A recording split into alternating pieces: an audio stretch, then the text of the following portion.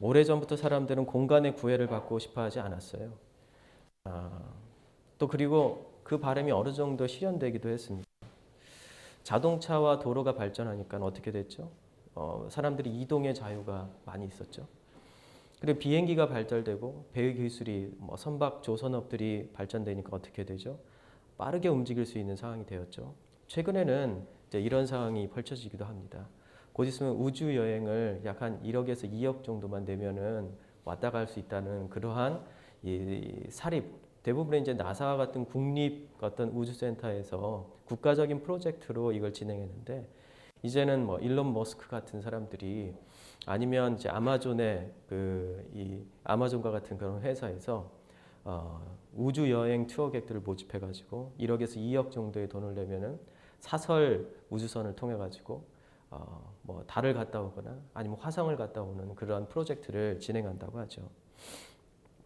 이 공간을 이동하고 공간을 빠르게 이동하고 또 왔다 갔다 하는 기술들이 굉장히 발전되고 있습니다. 사실 서울에서부터 동탄 이 지역까지 이제 지하에 이미 예전부터 계획되어 있는 게 있잖아요.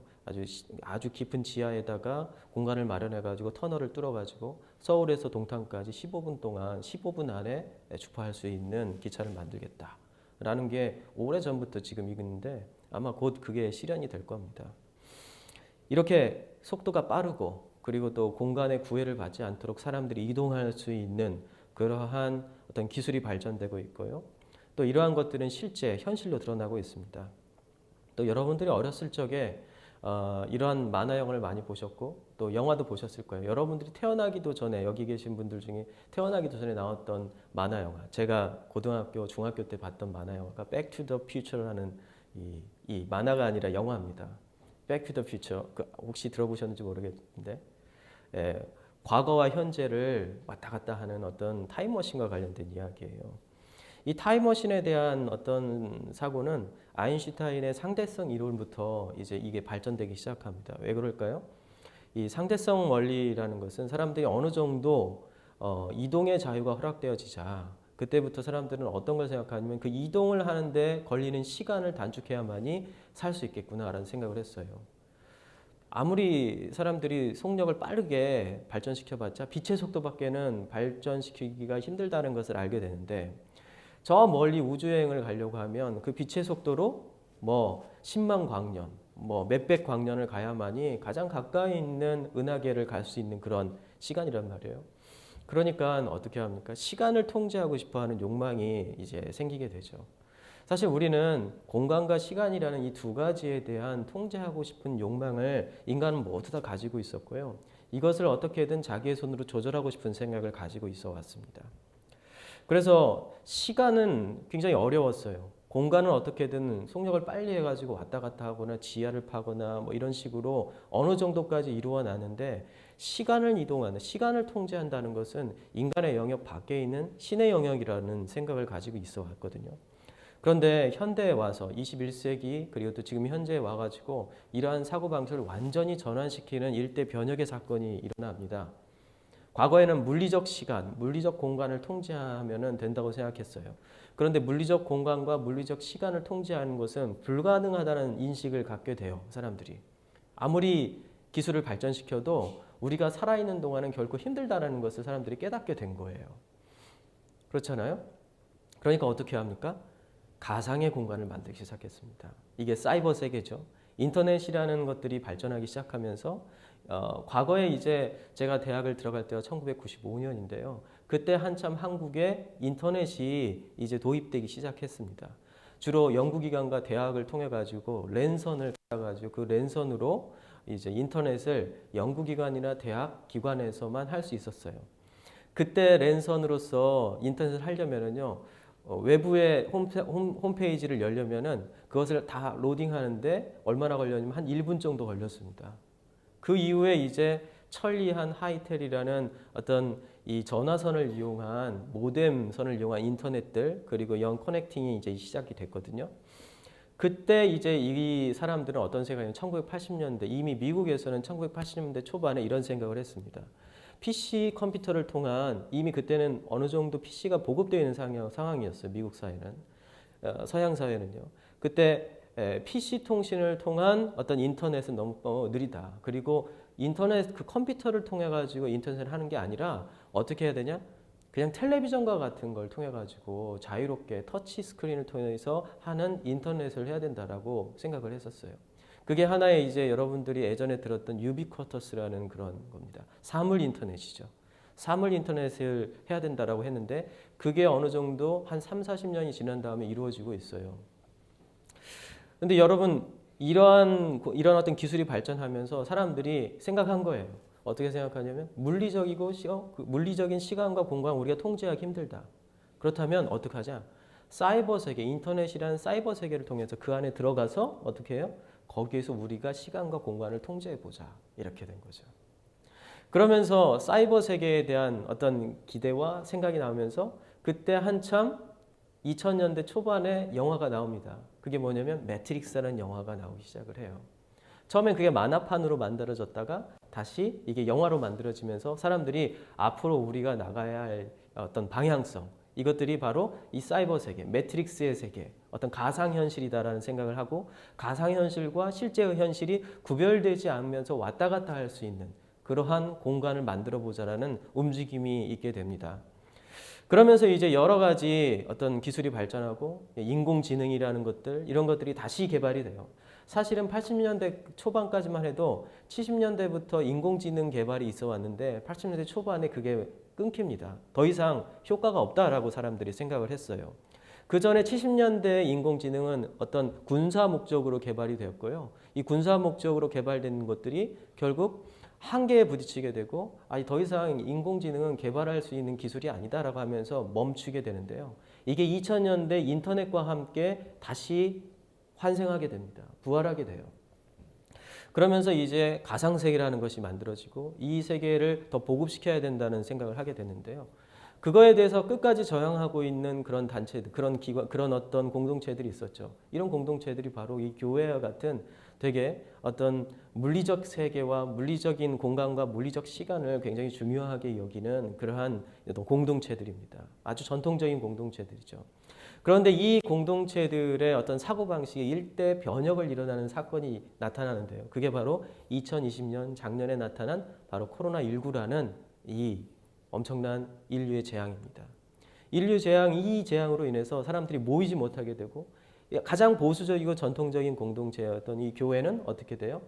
어쩔 수 없이 사이버 공간을 이용해 가지고 예배를 드려야 되는 그러한 어떤 위기에 봉착하게 되고 강한 어떤 이 흐름 가운데서 거부하지 못하고 지금 우리는 유튜브라는 어떤 사이버 세계를 통해 가지고 예배를 드려야 되는 상황이 펼쳐지고 있어요.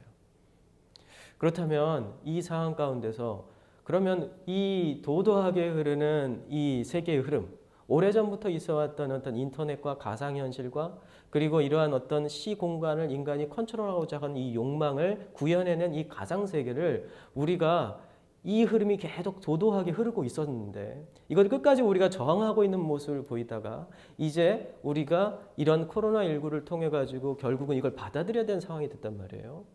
근데 이 상황 가운데서 그러면 우리는 예배를 어떻게 규정하고 또 이 예배에 대해서 어떻게 생각하면서 앞으로 그러면 이 코로나19 이후에 이미 우리 안에 들어와 버린 이 유튜브와 가상세계로를 통한 어떤 예배를 어떻게 받아들여야 되나 그리고 또 이것을 어떤 식으로 우리가 어떤 수용하고 또 비판적으로 봐야 되나라는 고민이 드는 겁니다. 그러면서 여러분들에게 좀 부탁하고 싶은 것은 이 가상현실은 기본적으로 인간이 시간과 공간을 컨트롤하고 이걸 조절하고자 하는 욕망 가운데 나왔다는 거예요. 그렇다면 과거 우리가 생각할 때 시간과 공간을 컨트롤하는 존재는 누구였습니까? 하나님이죠. 신이었어요. 그러니까 하나님은 시간과 공간을 창조하시고 시간과 공간을 컨트롤하는 유일한 존재였습니다. 여러분들이 지난 일주일 동안 또 지난 시간 동안 창세기를 지금 묵상하고 있잖아요. 저희 집에서도 매일 아침에 창세기 1장, 2장을 읽고 있어요. 그런데 창세기 1장 1절에 뭐라고 나옵니까? 태초에 하나님께서 천지를 창조하셨다라고 합니다. 그리고 빛이 있으라 하니까 빛이 있었다라고 얘기했습니다. 그럼 빛이라는 걸 뭘 의미하냐면 바로 시간을 의미해요. 빛과 시간은 등가입니다. 그렇기 때문에 공간과 그리고 시간을 창조했다는 거예요. 하나님께서. 그리고 이 공간과 시간을 하나님께서 창조했다는 것은 하나님께서 이것을 컨트롤하고 계신다는 뜻이에요. 이 조절하고 있다는 것이죠. 그런데 인간의 타락, 이 타락은 하나님과 같이 되고자 하는 인간의 욕망에서 비롯된 거잖아요. 그 욕망에서 비롯됐다면 하나님처럼 되고자 하는, 하나님처럼 크리에이터가 되고 싶어 하는 거예요. 이 크리에이터가 우리가 유튜브에 나온 그 유튜브의 화면과 유튜브의 어떤 영상을 만들어낸 사람을 뭐라고 합니까? 우리가 크리에이터라고 얘기하잖아요. 굉장히 종교적 용어들이 많이 들어가 있는 거예요, 사실은. 이제 크리에이터가 되고 싶어 하는 거예요. 이 크리에이터를 어디에 구현을 할 수 있냐? 지금 현재 사이버 세계에 우리가 구현을 하고 있는 거예요. 수천 년이 지나면서 인간이 물리적 세계에 이 크리에이터로서의 자기의 어떤 권위와 어떤 컨트롤러로서의 어떤 자기의 권위를 세울 수 없다는 것을 발견하고, 인간은 지금 사이버 세계라는 걸 통해 가지고 자기가 그곳에서 크리에이터가 되고 싶은, 창조자가 되고 싶은 욕구를 지금 발현하고 있어요. 그러면 여러분들 여기서 그러면 우리는 유튜브를 하지 말아야 됩니까? 인터넷을 끊어야 됩니까? 그렇게 생각하는 사람들이 있어요, 실제로. 그렇지만 그게 아니에요. 이 기술 자체는 아무런 문제가 없습니다. 인터넷이라는 기술, 사람과 사람을 연결시켜주는 기술, 이런 것은 전혀 문제가 없어요. 그러나 이 인터넷 이면에, 이 기술 이면에 있는 이 기술을 사용하고자 하는 다양한 사람들의 세계관을 우리가 파악해 봐야 되는데요. 이 다양한 하나님과 거리감이 있는 그런 사람들의 세계관은 뭐냐면, 이걸 통해 가지고 옳다구나, 이런 사이버 세계, 인터넷, 이걸 통해 가지고 우리가 여기에서 물리 세계에선 구현하지 못했던 창조자로서의 권위를 이곳에서 내가 한번 구현해 보겠다라는 욕구와 욕망이 인간 안에는 다 자리 잡고 있다는 겁니다. 이게 바로 죄인의 본성이에요. 그래서 우리 신자들은, 우리 크리스찬들은 어떻게 해야 되냐면, 우리가 인터넷을 사용하되 그 인터넷을 통해서 내가 크리에이터로서의 자격을 획득하지 않고 창조된 존재, 크리에이티드 된 존재로서 어떻게 인터넷을 사용할 것인지, 어떻게 사이버상에서 우리가 예배를 드릴 건지에 대한 끊임없는 스트러글, 끊임없는 어떤 싸움과 그리고 끊임없는 자기 내면을 성찰하는 작업이 없고 그냥 이걸 받아들여 그냥 이것을 사용한다면 우리는 나중에 크리에이터가 되고 싶어하는 그런 크리에이터적 세계관을 가지고 있는 사람들의 모습과 우리가 별반 차이가 없는 존재가 되거나 아니면 더 괴물이 되어 있을 수도 있어요. 왜 그러냐면 하나님조차도 우리가 조절하고자 하는, 예배를 통해서 매니퓰레이션, 그러니까 어떤 조작하고자 하는 우리 내면에 있는 어떤 잘못된 욕구가 발현될 수 있기 때문입니다. 겉으로는 깨끗한 거죠. 회칠한 무덤이라고 하잖아요. 회가 칠해놓으면 어떻게 됩니까? 석회를 칠해놓으면 하얗잖아요. 깨끗해 보여. 그러나 그 속 안에는 썩어가는 어떤 이 송장이 있는 거예요. 그러한 우리의 위선적인 모습이 이걸로 인해서 발현될 수가 있어요. 그래서 오늘은 여러분들 이 다니엘 6장에 나와 있는 다니엘이 과연 어떠한 신앙의 모습과 예배의 모습을 지켰는지를 아주 간략하게 살펴보면서 우리 예배에 대해서 좀 알아볼 겁니다. 서론이 좀 길었죠? 학자들은요, 바벨론 포로기 이후에 이스라엘 신학과 이전의 어떤 예배의 신학이 완전히 큰 차이점이 있다라고 얘기합니다. 그 하나가 바로 예배의 신학인데요. 포로기 이전의 예배 신학, 바로 바벨론 포로로 끌려가기 이전의 예배의 모습은요, 공간이 굉장히 중요했어요. 여러분도 아시겠지만은 성전이 있고 그 성전에는 이방인들이 있고 그 안에 이제 이방인이 아닌 사람이 들어갈 수 있는 공간이 있고 또 그 안에는 지성소가 있잖아요. 또 그 이전에는 제사장들만 들어갈 수 있는 공간이 있었어요. 이런 것처럼 각 단계별로 사람들이 들어갈 수 있는 공간이 구획되어져 있고, 그리고 그곳은 거룩의 정도에 따라서, 겉으로 보기에 정해져 있는 거룩의 정도에 따라서 사람들이 들어갈 수 있는 사람들이 정해져 있었습니다. 그러니까 굉장히 공간적인 어떤 예배 형식을 취하고 있었다는 것을 볼 수가 있어요. 그런데 바벨론 포로로 끌려가면서 어떻게 되죠? 하나님께서는 바벨론 포로로 이스라엘 사람들을 다 끌어가면서 바벨론을 통해 가지고, 느부갓네살을 통해 가지고 완전히 성전을 무너뜨립니다. 그때 이스라엘 사람들이 느꼈던 이 공포와 충격은 얼마나 컸을까요? 이 사람들은 하나님이 이제 사라졌구나. 나의 전능하신 하나님이 이렇게 이방신과 이방인들에 의해서 무너질 수 있어? 라고 하면서 하나님의 패배를 주장하는 사람들이 있었어요. 그런 무엇을 의미합니까? 고대 근동의 세계관에는 신과 신의 전쟁들이 있었어요. 한 신이 한 신을 먹죠. 또 그 신이 또 다른 신을 먹어가지고 마치 귀신이 귀신을 잡아먹어가지고 더 큰 귀신이 된다는 샤머니즘식 사고방식이 그대로 있어 왔어요.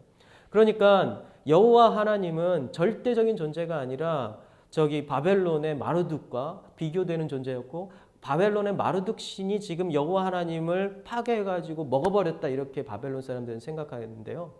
이 모습을 본 이스라엘 백성들은 엄청난 충격이죠. 왜 그러냐면 유일신을 섬기고 있고 하나님은 유일한 신이라고 생각했는데 마르둑에 의해서 성전이 파괴돼? 이런 생각을 하게 된 겁니다. 그런데 그때 이스라엘 선지자들이 나타나서 뭐라고 하냐면 하나님이 진 게 아니라 하나님이 자기 스스로를 파괴했다라고 얘기합니다. 하나님께서는 자기 스스로를 파괴하셨는데 너희들로부터 자기 자신을 감춤으로써 너희들이 다시 하나님 앞에 돌아오기를 바라기 때문에 하나님은 자기 자신을 숨기셨고 성전을 파괴시켰다. 왜 그러냐면 그 성전은 이방의 우상들로 더럽혀진 하나님이 거할 수 없는 더러운 성전이었기 때문이에요. 그 공간 자체가 더러워졌다는 것이죠. 그런 이후에 70년의 바벨론 포로기를 지내면서 이 포로기를 지나는 이스라엘 백성들의 사고방식은 세계관은 완전히 바뀝니다. 공간 중심적인 예배의 관점에서 어디로 바뀌죠? 시간 중심적인 예배의 관점으로 바뀌어요. 오늘 여기에 보면은 어떤 일이 나타나냐면은 이 다니엘이 세 명의 총리를 두게 되는데요. 다리오 왕이 이 세 명의 총리 중에 한 명으로 임명이 되는데 이 세 명의 총리 중에서도 가장 단연 다리오의 총애를 받고 가장 두드러지는 어떤 두각을 나타내는 총리로서 역할을 하게 됩니다. 이때 이제 다니엘을 모함하고 다니엘을 몰아내고자 하는 어떤 다른 세력들이 있게 되는데 이 세력들이 뭐라고 하냐면은요. 여기에 보면은 5절에 보면 6장 5절에 보면 그들이 이르되 이 다니엘은 그 하나님의 율법에서 근거를 찾지 못하면 그를 고발할 수 없으리라 하고 여기서 우리가 좀 오해하지 말아야 되는 것은 하나님의 율법이라고 했을 때 이게 바로 이제 창세기, 출애굽기, 레위기, 신명기 이렇게 하는 모세의 율법을 이야기하는 게 아닙니다. 여기서는 그냥 신의 율법, 신의 계율, 그러니까 그 종교적 행위에서라는 뜻을 가지고 있어요. 그러니까 다니엘은 그가 하고 있는 종교적인 어떤 행위에서 그 근거를 찾지 못하면 그를 고발할 수 없다. 그러니까 그 말은 무엇이죠? 그가 하는 모든 사회적 활동은 완벽했다라는 것을 의미합니다. 흠을 잡을 데가 없었던 것이에요. 그런데 단지 그 사람을 고발할 수 있는 방법은 그가 하는 종교적 행위, 그 종교적 행위에서 우리가 고발을 하자 해가지고 이 사람들이 다리오 왕에 찾아가서 30일 동안 다리오 왕 외에는 기도할 수 없도록 합시다 라고 하니까 다리오 왕이 어떻게 하냐면 굉장히 자기의 권위가 올라간 것처럼 생각, 그렇게 합시다 라고 얘기한 거죠. 만약에 다리오 왕을 통해 가지고 기도하지 않는 사람들은 모두 다 사형에 처하도록 합시다 라고 한 겁니다. 이때 다니엘은 이 사실을 알고 있었어요. 왜 몰랐겠습니까? 총리 중에 3명 중에 1명의 총리로서 다리오 왕 가장 측근에 있었는데요. 그런데 다니엘은 그걸 정치적으로 어떤 세력을 이끌어 가지고 반대하지 않습니다. 아마 세력을 만들어 가지고 그것을 강하게 반격할 수도 있었는데 그걸 반격하지 않았어요. 그 이유는 무엇일까라고 생각해 본다면은 그에게 있어서 하나님 여기 이 사람들이 5절에서 얘기한 하나님의 율법, 어떤 그 다니엘의 종교적 행위, 종교적 어떤 습관, 종교적 어떤 생활, 신앙생활이라고 볼 수 있죠. 이 종교적 생활과 그리고 그가 하고 있는 여러 가지 어떤 공적인 활동 가운데서 이 사람들이 정확히 파악했다는 것은 다니엘은 그의 신앙과 그리고 종교적 생활을 더 중요하게 여겼다는 겁니다.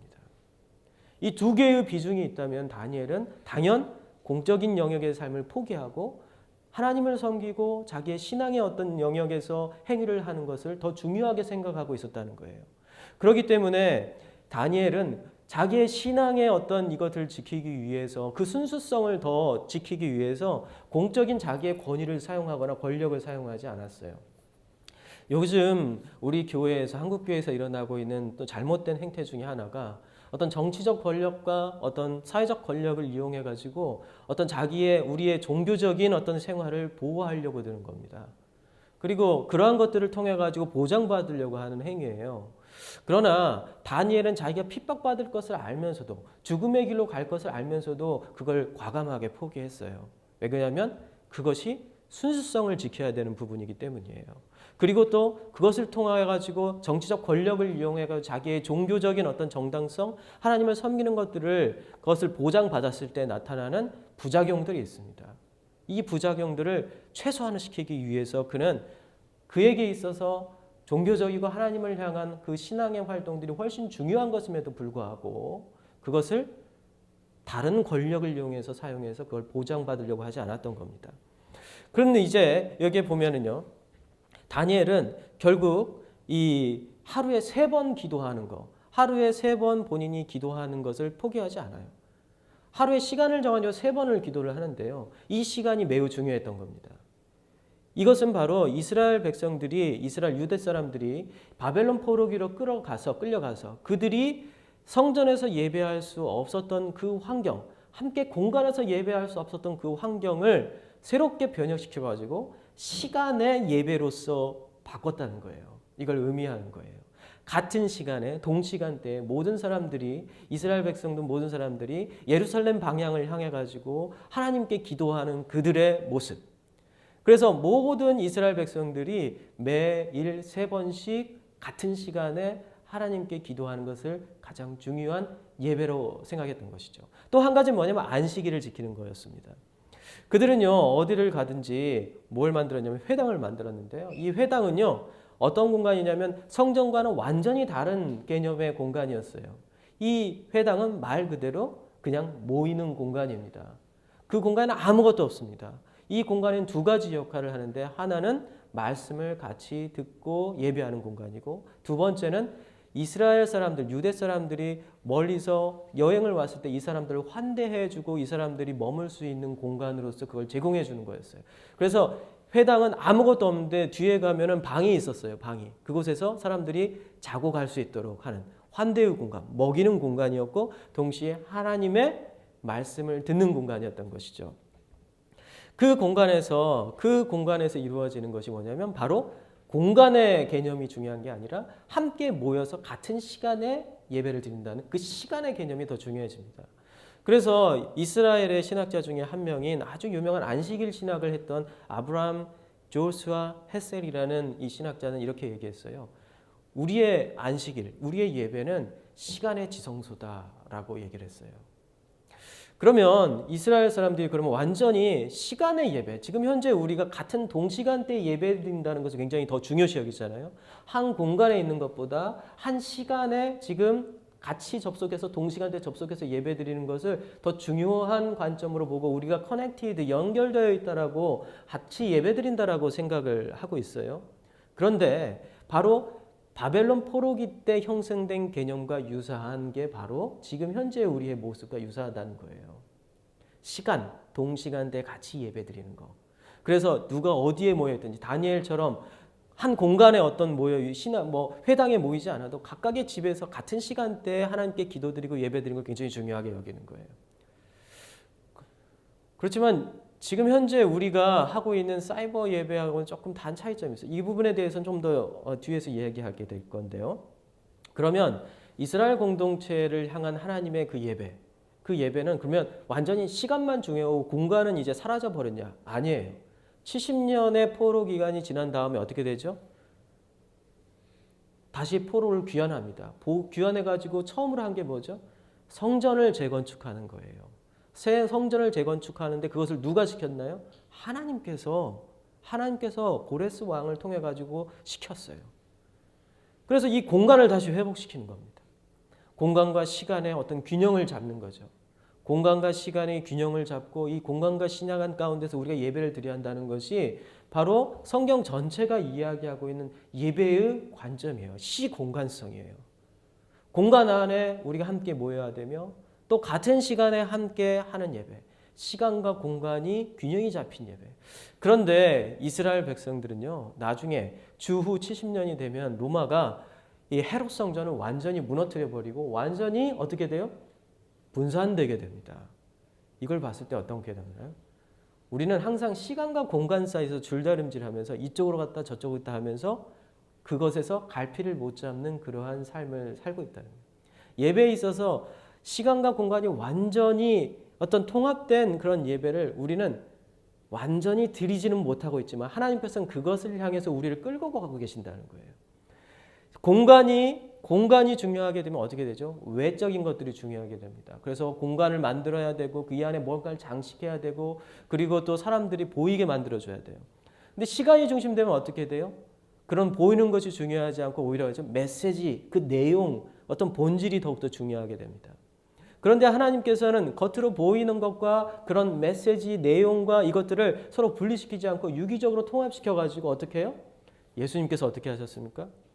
이는 내 떡이요, 내 피요, 내 살, 이 떡을 먹어라. 이건 내 살이다. 이 포도주를 마셔라. 이건 내 피다 하면서 본질과 그리고 물질을 통합시키셔서 우리에게 주셨어요. 그러니까 이 본질과 이 물질이 통합되어 있는 공간을 이것을 나눌 수 없는 거예요. 그러나 우리는 유한한 존재이기 때문에 이걸 자꾸 나누고 이쪽으로 갔다 저쪽으로 갔다 그럽니다. 공간으로 갔을 때는 뭔가 이렇게 꾸미는 것, 보이는 것에 집중하게 되고 그리고 또 시간으로 갔을 때는 이 우리가 함께 모이는 이 공간의 어떤 의미를 확정하지 못하고 자꾸 뭔가 이렇게 느슨해지는 모습을 보이게 됩니다. 여기에서 우리는 그 예배의 본질, 이것을 회복시키는 어떤 본질적인 것들을 생각을 해봐야 돼요. 코로나19로 인하여서 우리는 어떻게 됐죠? 지금 공간에 모이는 것이 제한받고 있어요. 그런데 어떤 사람들은 코로나19 이후에 예배는 그냥 시간성으로 함께 사이버 공간에서 모이는 걸로 끝날 거라고 생각을 해요. 그러나 그것으로 끝내서는 안 된다는 겁니다. 우리가 어쩔 수 없이 지금 이 사이버 공간 가운데서 예배를 드리나 그러나 이것이 어느 정도 회복됐을 때 우리가 다시 모여야 된다는 그 당위성과 필요성을 우리 스스로 다잡아야 돼요. 왜 그러냐면 여러분들이 더 이상 이 환경 가운데서 노출되면서 계속 하다가는 어떤 게 되냐면 이제 하나님의 드리는 그 예배를 우리 스스로 조절하기 시작합니다. 하나님을 내 손으로 왔다 갔다 하게 되는 거죠. 어떤 사람이 이렇게 얘기해요. 교회에 긴 장의자가 있는데 이 장의자는 인간을 제한시키기 위해서 만들어 놓은 컨트롤하기 위해서 만들어 놓은 어떤 컨트롤 대상이다. 그냥 움직이기도 힘들고 그리고 어디를 가기도 힘들고 그러니까요. 가운데 앉아보세요. 장의자. 가운데 앉아보면 나가지도 못하고 화장실 가고 싶어도 못 가는 경우들이 굉장히 많았거든요. 그런데 저는 이걸 다르게 한번 생각해 봤어요. 왜 오랜 시간 동안 교회는 그 불편함을 감수하고 장의자를 만들어 왔는가? 그 이유는 뭘까요? 예배의 중심은 우리가 아니라 우리가 왔다 갔다 하고 그 예배의 장소에 들어오는 순간 우리 마음대로 나갔다가 들어왔다가 나갔다 들어왔다 하면서 그 예배를 조절하는 대상이 아니라 그 예배를 조절하는 대상은 하나님이라는 것을 알려주기 위한 것입니다. 어떤 건축학자가 그런 식으로 어떤 인간을 조절하고 그리고 어떤 성직자들이 어떤 그 계급으로 사람들을 조절하기 위해서 만들어 놓은 어떤 장치라고 그렇게 비판적으로 얘기하나 결코 그렇지 않아요. 우리 사역자들도 편한 게 좋습니다. 편한 게 좋아요. 그러니까 설교하다가 갑자기 나갔다가 다시 들어오고 화장실 좀 갔다 올게요 하고 화장실 갔다 오고 이러고 싶은 마음이 있어요. 설교하면서 화장실이 급해가지고 정말 다리를 덜덜 떨면서 설교한 적도 많습니다. 그렇죠. 그러나 예배는 한번 시작되면 그 예배는 하나님에 의해서 이끌어진다. 이것이 우리의 물리적인 우리 스스로를 제한함으로써 우리가 하는 겁니다. 마지막으로 여러분들에게 말씀드리고 싶은 것은 회당이라는 기간이 하나의 하나님의 말씀을 듣고 그 말씀 가운데 동일한 시간 하나님의 말씀을 같이 듣는 공간이었으며 동시에 어떤 공간이었다고 얘기했죠? 그 회당이라는 공간은 외부에서 온 사람들을 환대하고 대접하는 공간이라고 했잖아요. 이외에 회당이라는 공간이 이 두 가지 기능을 하고 있었냐면은 하나님의 예배가 가지고 있는 환대의 기능 때문에 그렇습니다. 하나님께서는 지금 이곳에 임재하세요. 우리의 예배하는 이곳에 임재하시는데요. 하나님은 어떤 존재입니까? 시 공간을 창조한 시 공간 밖에 있는 존재예요. 그런데 왜 하나님께서 시 공간 안에 들어오셔야 돼요? 자기가 피조한, 자기가 만든 이 공간에 들어오는 순간 어떻게 돼요? 그 공간에 제한받게 되잖아요. 그러니까 우리가 어떻게 하는 거냐면 우리가 새 장을 만들어 놓고 새를 위해서 만들어 놨는데 그 나중에 어떻게 해요? 그 새 장 안에 우리가 들어가는 거예요. 우리가 새 장 안에 들어가는 게 얼마나 불편합니까? 여러분들을 개도 좋아하고 뭐 애완견도 좋아하고 그리고 뭐 고양이도 좋아하잖아요. 고양이를 위해서 여러분들이 집을 크게 지어줬다고 합시다. 그 공간에 여러분들이 들어갑니까? 들어가는 게 좋아요? 그게 아주 당연한 겁니까? 아니죠. 하나님께서는 우리 공간으로 들어오신다는 거예요. 시 공간성 안에서 우리가 예배를 드리는데 이 시 공간성 안으로 들어오셔서 우리를 잡아주신다는 겁니다. 그 이유가 뭐죠? 사실 우리가 엄청 열심히 막 뜨겁게 예배를 드리고 막 찬양하고 눈물 흘리고 막 강렬하게 소리치면서 예배를 드리면은 하나님께서 이 모습을 기뻐하시고 좋아하시고 나의 그 열정과 수고를 하나님께서 기뻐하시고 내가 헌금을 많이 내면 이 헌금 나의 헌신을 기뻐하시면서 하나님께서 받으시겠지. 나의 기도, 나의 찬양 이 모든 것들을 하나님께 드린 예물과처럼 올려드리겠지. 이것을 받으시고 하나님께서 오시는 거야. 나는 하나님을 환대하고 있어. 나는 하나님을 대접하고 있어. 이렇게 생각해서 예배를 드릴지 몰라요. 그러나 그건 아닙니다. 왜요? 이 세상을 창조하고 모든 걸 창조한 이 시 공간을 창조하는 분이 이 시 공간에 감옥 가운데로 들어오고 있다는 거예요. 들어오신 이유가 뭐예요? 들어오시는 단 한 가지예요. 자기 자신을 계시하시고 이 시 공간 밖에 있는 그 넓은 광활로운 이 창조 이 밖에 있는 이 신비의 영역 우리에게 보여주시고 주시기 위한 거예요. 무엇이 환대입니까? 우리가 열정적으로 드리는 찬양이 환대인가요? 아니에요. 우리는 당연한 어떤 우리의 반응일 뿐이에요. 그건 시 공간을 초월하신 분이 시 공간성으로 들어오셔서 그 바깥에 있는 시 공간 밖에 있는 이 초월의 그 세계의 그 신비로운 것도 우리가 맛보게 해주시고 그것을 우리가 느끼게 하고 그렇게 살아갈 수 있도록 우리가 어떤 이 세상의 것만을 바라보는 것이 아니라 저 너머에 있는 것들을 바라보는 어떤 신적 시야, 하나님의 시선, 하나님의 어떤 형상, 신의 형상에 참여하게 하는 그 놀라운 경험을 하게 하는 것이 이 예배인 거예요. 그렇다면 이 예배는 얼마나 놀라운 환대입니까? 하나님께서 우리에게 주시는. 이 세상엔 절대 우리가 돈을 수백억, 수십억, 수천억, 수조원 이 세상에는 돈을 다 끌어모으고 물질을 다 끌어모아가지고 그걸 사고 싶어도 살 수 없는 겁니다. 이 세상에는 모든 것들을 다 취합해가지고 하나로 만들어서 이 세상을 드릴 테니까 그걸 주십시오라고 해도 하나님께서는 그걸 주시지 않을 거예요. 왜 그러냐면 하나님은 이 우주와 같은 세상을 수백 개, 수천 개, 수만 개를 다 만드시는 분이에요. 그분에게 그게 필요 없어요. 그런데 그 놀라운 가치, 그 놀라운 어떤 우리가 비교할 수 없는 그 가치의 이 창조 바깥에 있는 놀라운 신비의 세계를 그 하나님의 그 신의 형상의 세계를 우리 안에 지금 이 예배, 이 조그만 공간 안에 있는 우리 지하 카타콤의 이 지하에 있는 이 아주 조그만 공간 안으로 들어오게 하셔서 우리에게 그걸 보여주시고 맛보게 하신다는 거예요. 그러니 우리가 주님께 소리 높여 기도하고 찬양할 수밖에 없는 겁니다. 오늘 여러분들의 예배 가운데서 하나님이 그 초월의 하나님이 그 신비의 영역 이 우주 바깥에 있는 하나님의 그 놀라운 신의 형상으로서의 그 모습을 여러분들이 맛보게 하시나요? 여러분 그런 기대를 가지고 오셨나요? 혹시나 여러분들 중에서 나의 가진 헌금과 나의 소유와 나의 시간과 나의 노력과 나의 이것들을 하나님께 바치기 위해서 오셨다라고 착각하고 계신 분이 계시나요? 그걸 하나님께서 받으시고 기뻐하신다? 좋아요. 정말 하나님 기뻐하십니다. 사실은요. 그것도 참 대단한 거예요. 아무것도 아닌 돌멩이 같은 것을 하나님께 받으시고 그걸 너무 기뻐하신다는 거예요. 여러분 아직 아이를 키워보시지 않아서 모르겠지만요.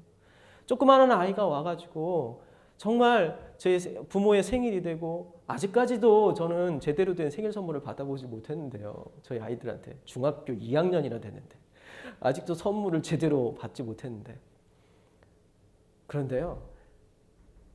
그런 마음이 서운한 마음이 들다가도 돌멩이다가 아빠 사랑해요 라고 하나 써가지고 아빠 이거 받으세요 라고 하면 얼마나 좋은지요.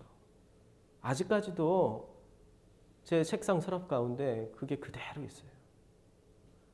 그걸로 기뻐요. 그냥 길에 그냥 치이는 제가 양양에 살았잖아요. 양양 앞바다에 가면은요 이 조그마한 돌들 그리고 모래알들이 너무 많아요. 그거 하나 주워가지고 거기다 아빠 사랑해요 라고 써줬는데 그게 얼마나 기쁘고 행복한지 모릅니다. 하나님은 그런 마음으로 여러분들에게 와 계세요. 이 예배 가운데 와 계세요. 그리고 사실 우리가 드리는 아주 열정적인 찬양과 헌금도 돌멩이에게 아주 그냥 길에 치이는 그 돌멩이에다가 아빠 사랑해요 쓴 것과는 별 다른 게 없는 거예요.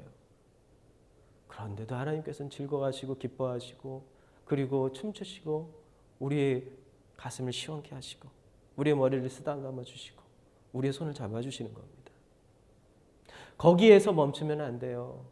그 하나님의 반응에서 멈추면 안 되고 하나님께서 더 큰 걸 주시기 위해서 지금 시공간이라는 아주 제한적 공간에 들어오셨어요. 그게 뭐예요? 바로 이 창조 세계 이 너머에 있는 놀라운 신비의 영역, 그 신의 영역의 기쁨에 참여하도록 지금 우리에게 신비의 손짓을 하시면서 여러분들의 손을 잡기 원하십니다.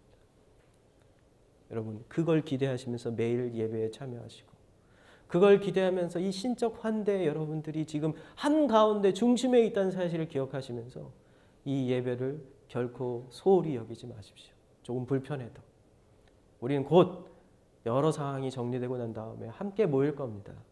그 모이는 그것을 이제 딱 모이려고 하니까 너무 불편해. 예전이 좋았어. 사이버 세계에서 내 맘대로 그냥 스크롤 돌리면서 이쪽으로 갔다 저쪽으로 갔다. 오늘 목사님 설교는 매우 지루한데 저기 분당 우리 교회 가서 한번 들어볼까? 저기 어느 교회 가서 들어가 볼까? 이런 거 하지 마시고요. 여러분 오늘 이 자리에 하나님께서 시 공간을 초월하시고 이걸 창조하신 하나님께서 와 계십니다. 같이 기도합시다.